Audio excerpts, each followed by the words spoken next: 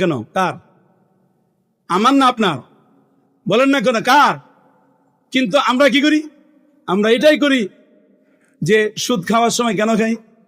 যে একটু টাকার মালিক হম। কেন? যে আমার তো 5টা সন্তান, লক্ষ লক্ষ কোটি কোটি টাকা আছে, এরপরেও সুদের ব্যবসা সারতে পারে না। 2, 4, 10টা 20টা বাড়ি আছে এলাকায়, তারপরেও সুদ ঘুষের ব্যবসা ছাড়তে পারে না। তার মানে কি? তার মানে বুঝতে হবে যে আমার উপর আল্লাহর লানত চলে আইছে। আমার উপর কি চলে আইছে? আল্লাহর লানত চলে আইছে। তাড়াতাড়ি তওবা করা দরকার, ইস্তেগফার করা দরকার। এটাও নসিব হইতেছে না। এই জন্য সর্বাগ্যে দরকার হলো প্রত্যেকটা মানুষের জন্য একজন রাহবার। কি দরকার? একজন রাহবার। আমি মনে করতেছি মাহফিলে গেছি, ও শুনে আসি, বাস মাইনে আলাম।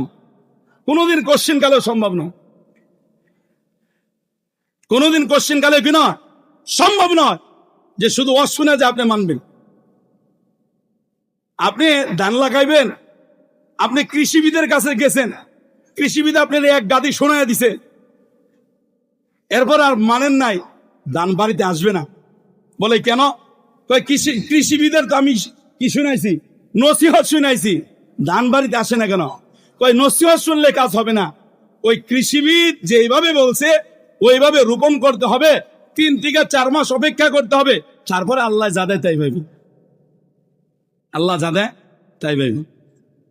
আমি আপনাদের সকলকে অনুরোধ করে বলছি, প্রত্যেকটা মানুষ একজন করে রাহবার দরকার। বলে হুজুর রাহবার কাকে মানো?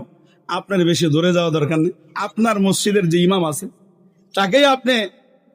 তাকেই আপনি নিজে মাইনে নেন যে হুজুর আপনি আমার প্রতি সপ্তাহে একটু খোঁজ নিন, আপনি আমার প্রতি সপ্তাহে হিসাবটা নিবেন, আমি 5 ওয়াক্ত নামাজ করতে পারলাম কি? আমি না, আমার মাস শেষে আপনি আমাকে কি করবেন? আমার হিসাব নেবেন যে এই মাসে আমি কয় টাকা সুদ খাইছি, কয় টাকা ঘুষ খাইছি, কয় টাকা মিথ্যা করে কামাইছি, কয় টাকা মানুষের জুলুম করে কামাইছি, এগুলো হিসাব নেবেন। হ্যাঁ, কি নেবেন? হিসাব নেবেন। যদি এমন হিসাব দেন তাহলে বোঝা যাবে যে কিছুটা হলেও সংশোধন হওয়া সম্ভব। আর হিসাব যদি না দেন তাহলে কোনো লাভ হবে না, কোনো লাভ হবে।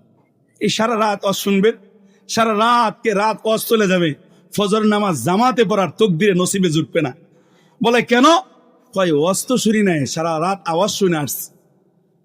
কি শুনে আসছি? আওয়াজ শুনে আসছি, ওয়াজ শুনি নাই। এখন এই যে আমরা যারা কলাগুলো শুনলাম, কালকে সকালে ফজর পড়বেন তো ইনশাল্লাহ? বলেন পড়বেন তো ইনশাল্লাহ? এই দেখেন, আমি আপনার সাথে 5 মিনিট কথা বললাম,